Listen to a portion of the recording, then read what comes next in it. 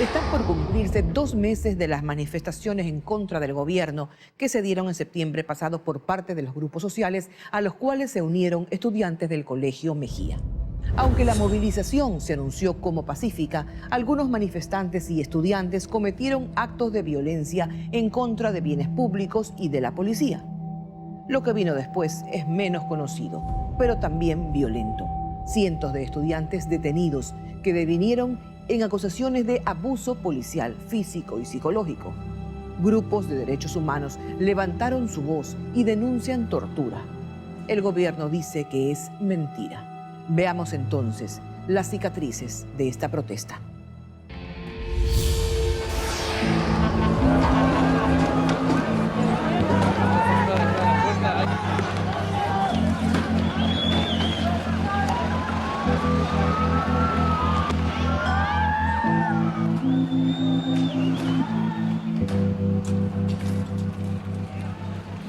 Este reportaje no es acerca de los buenos contra los malos.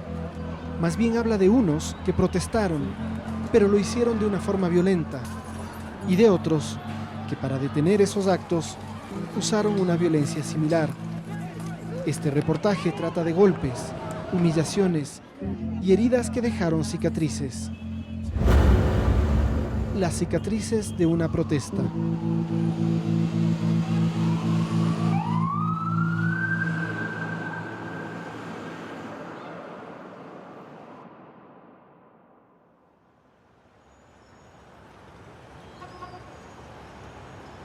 La ciudad amanece en paz. Sus plazas y esquinas poco a poco se llenan de gente en la cotidiana tarea de vivir. Sin embargo, la ciudad muestra sus cicatrices en las paredes, en las piedras que un día sirvieron para construir y otro para destruir. ¿Cuántas veces estas calles de Quito han sido testigos de convulsión y caos? La última vez, el 17 y 18 de septiembre, cuando una marcha pacífica degeneró en una batalla campal entre manifestantes y policías.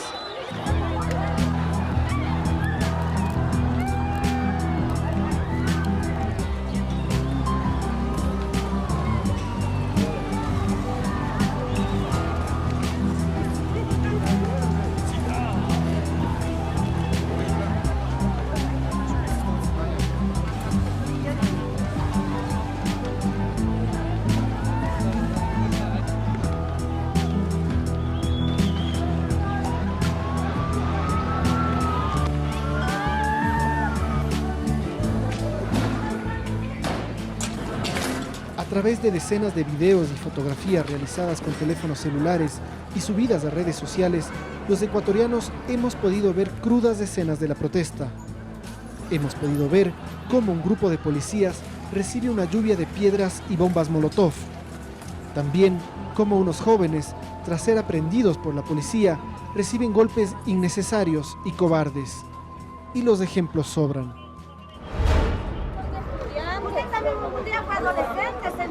No sé que son estudiantes, pero ¿qué se meten a hacer? Buenas tardes. ¿Estás bien, brother? Esto va a ir para los canales de televisión, loco. ¿Por qué te agredieron? ¿Hiciste algo? No, ¿no es cierto? Estoy llamando por teléfono, loco. Y te vienen y te agreden, ¿verdad? ¿Te golpearon la nariz? ¿Te rompieron la nariz? Me dieron rectazos, loco. Con esas cosas así en los pómulos se te ve. Respira, loco, respira, tranquilo, tranquilízate. Ya no pasa nada. Ya se fueron. Sí. Vamos, levántate. En sus voces se siente el terror. En sus rostros se aprecia el dolor. En sus miradas, la ira y la angustia. Mira, venimos a sacar a mi hermano de la cárcel, del colegio. Y nos golpearon. Nos golpearon por rescatar a mi hermano. Nos golpearon a todos y me rompieron la cara. No es solo él, hay varios más. Aunque las imágenes son impactantes, es quizás lo que no se vio lo que preocupa y encendió las alarmas de organizaciones de derechos humanos. Tanto en Ecuador como en el extranjero se ha denunciado tortura a decenas de estudiantes y manifestantes detenidos.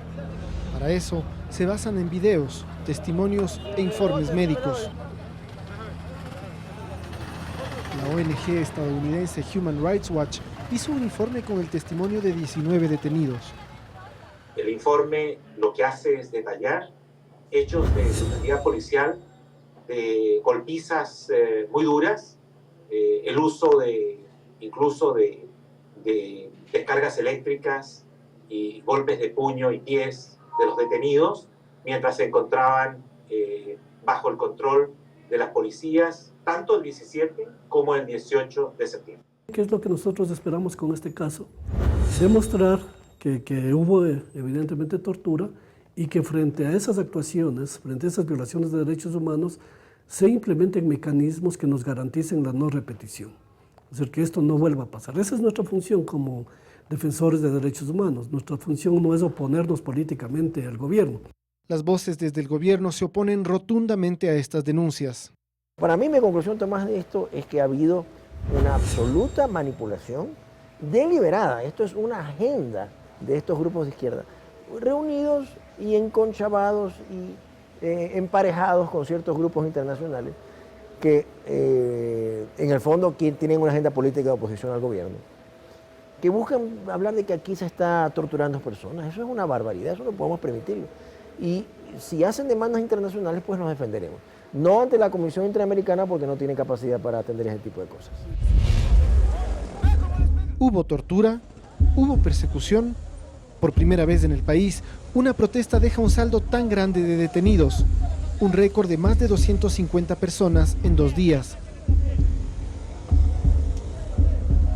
Hay que dejar claro una cosa: lanzar piedras, destruir bienes públicos, así como agredir a policías, es un delito. Si la ley se sigue al pie de la letra, estos muchachos debían ser detenidos. Pero la pregunta es, ¿hubo necesidad de seguir usando la fuerza una vez que estaban sometidos?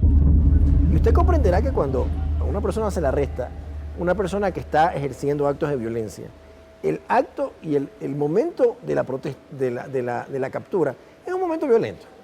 Eso no podemos, seríamos ingenuos en sostener que yo voy a arrestar a una persona que está en las calles tirando piedras, rompiendo vidrios, rompiendo escaparates, la voy a arrestar diciéndole por favor venga al despacho de la policía. Eso no va a pasar jamás. Pero usted ha visto los videos, porque el momento violento puede ser de acuerdo, sostener con si fuerza. Hubo actos de violencia con posterioridad a la detención, eso debe ser sancionado. Y deben ser sancionados los policías que cometieron esos actos. Pero de ahí hablar de tortura es otra cosa. Lo que nos interesa es saber por qué la policía, entre el momento de detención hasta el momento que le entregaron a la unidad de flagrancia, cometió actos de crueldad, de tratos inhumanos y cometió actos de tortura. Ese periodo es el que nos interesa. Mi nombre es Wilson. Uso este nombre para proteger mi identidad. Yo soy estudiante del Colegio Mejía. El 17 de septiembre fui detenido ilegalmente. Me botaron al suelo, me patearon, me pasaron la moto por las piernas, por los brazos. Fue alrededor de unos 8 o 10 policías. Un policía se sube a la parte de atrás de la moto y me comienza a golpear con el tolete y con la mano en la cabeza. Es el momento en que yo pierdo la conciencia, me desmayo y me despierto en el UPC del sector de la Basílica. Abro los ojos y lo primero que veo es una patada que venía a mi cara. Me dieron como unas 3 patadas en la cara y me dijeron 3 insultos. Se habían dado cuenta que ya me había despertado y me lanzaron gas a los ojos. Me seguían pateando en las piernas, en los tobillos y me dejaron ahí, me encerraron. Además nos revisaron las mochilas, nos quitaron los celulares.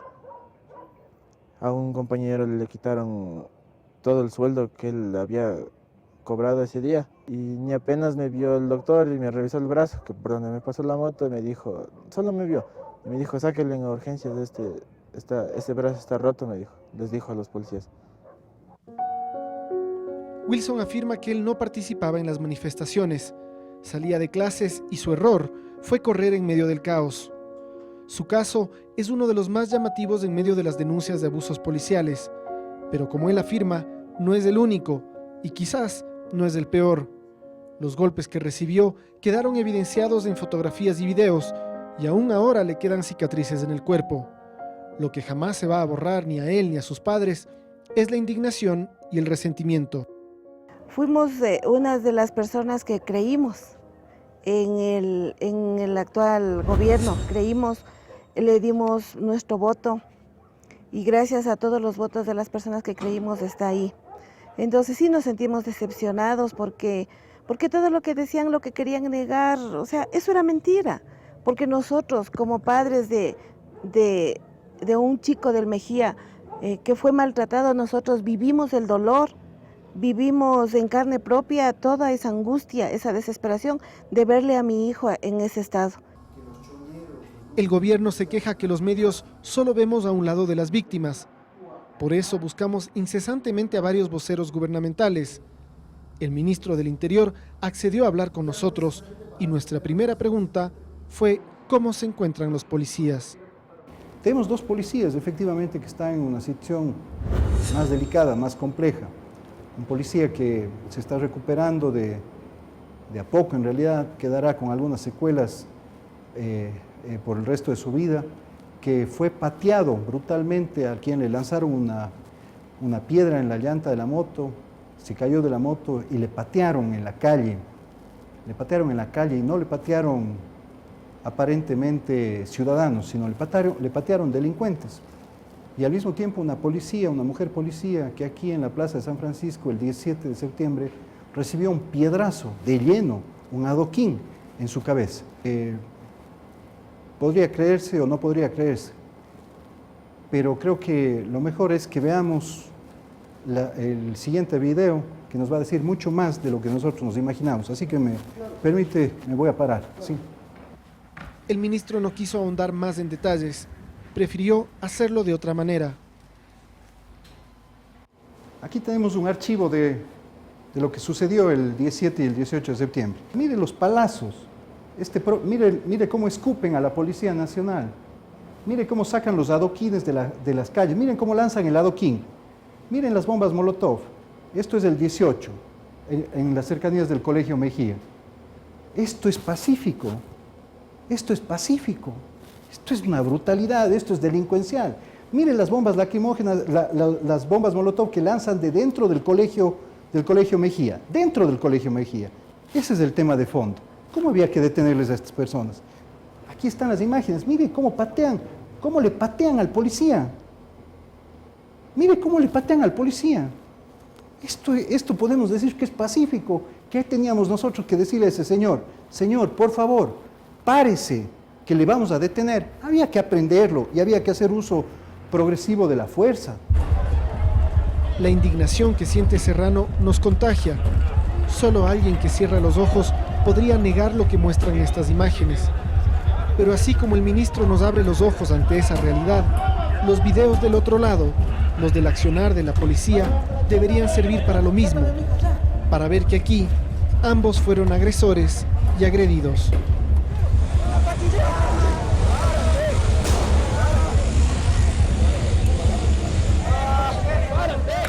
En el momento que les dijeron, puedes ser culpable, pero te vas libre, bueno, mi libertad vale más, ¿no? Que seguir sosteniendo que soy inocente si ya mañana me voy libre, ¿qué me importa? No, la situación en la que quede, no, le importaba era salir. Las autoridades creen que quien comete un delito debe aceptar su responsabilidad. Aseguran que el trabajo de la policía fue impecable y que, sobre todo, nunca hubo una disposición para actuar de manera violenta. Activistas de derechos humanos no lo ven así. Piensan que todo fue un claro mensaje para causar temor, criminalizar la protesta social y evitar las acciones críticas en contra del gobierno. La criminalización de la protesta, porque no solamente es el maltrato, la humillación en el momento, luego durante la detención, pero viene la otra parte que ahí también hay una diferencia con lo anterior. Inmediatamente de los 276 personas detenidas, 100 fueron sometidas a procesos judiciales. Es decir, esa parte judicial es casi automática. Ahora, que no se veía en esa proporción, no se veía antes. Entonces, el mensaje sí es la amenaza a todo el que piensa diferente. Faltan 3 días para una nueva movilización, esta vez nacional. ¿Habrá conspiradores en busca del caos social? ¿Habrá un espíritu represor? ¿Será la violencia la fórmula para hacerse escuchar? ¿O seremos los ecuatorianos capaces de confrontar ideas de paz?